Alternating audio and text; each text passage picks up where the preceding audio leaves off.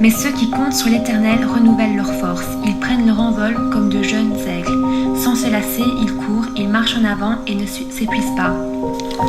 C'est vrai qu'il y a des moments où je me sens très abattue, car j'en ai marre d'étudier, ma famille me manque énormément. Mais je sais que c'est Dieu qui renouvelle mes forces.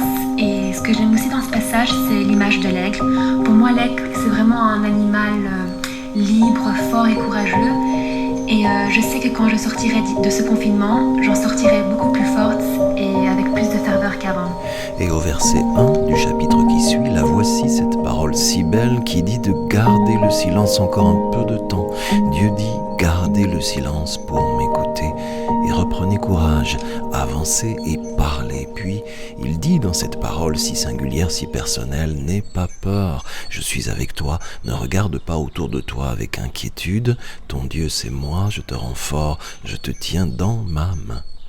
Serena me dit qu'elle choisit chaque jour un long temps dans sa Bible. Pendant ce confinement, la Bible m'apporte énormément de réconfort. Grâce à elle, je comprends que je dois rester sereine et qu'il n'y a aucune raison de paniquer car Dieu est au contrôle de toutes choses. Cette pandémie ne doit pas être vécue comme une punition, mais plutôt comme une occasion de passer du temps de qualité avec le Seigneur. Je sais que c'est un temps très difficile pour nous tous, mais la Bible me rappelle chaque jour que le Seigneur n'a jamais abandonné son peuple. Il nous aime et il est avec nous durant cette épreuve.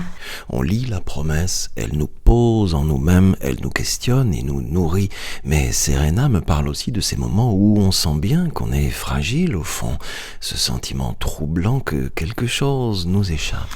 Je dois avouer qu'au début de ce confinement, je me sentais anxieuse. Je voyais beaucoup de tristesse autour de moi et j'avais également peur pour la santé de mes proches, particulièrement pour celle de mes grands-parents.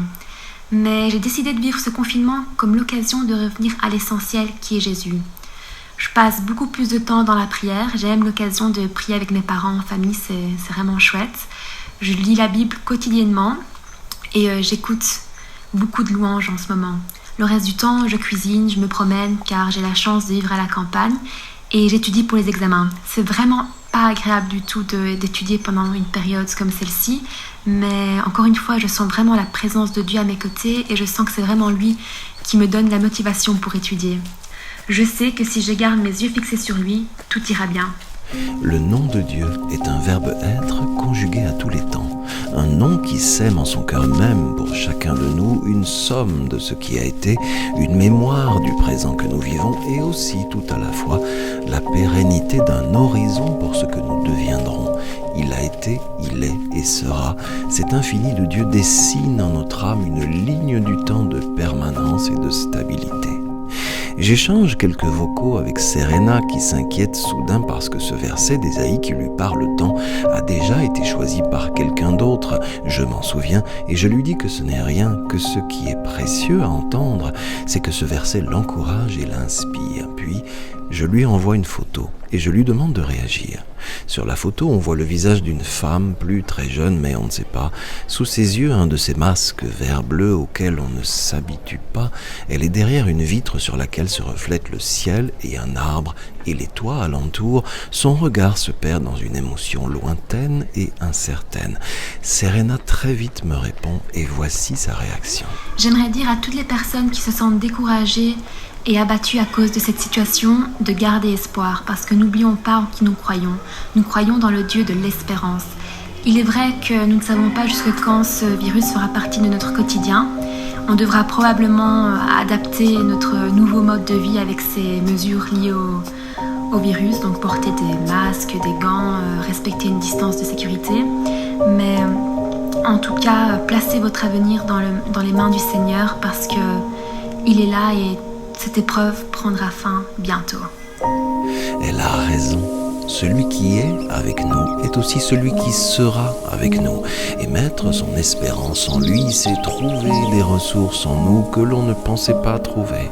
On a beaucoup entendu crier injustice, guerre, faillite et apocalypse. Et c'est peu dire la brutalité de ce mode de vie que l'on est contraint d'adapter, comme le dit Serena.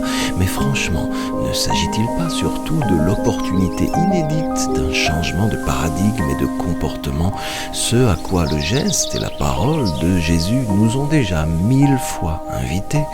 Honnêteté, audace et responsabilité. Attention, la Bible peut faire gravement du bien à la santé. Elle ne contient ni diluants, ni agents toxiques, ni substances allergènes.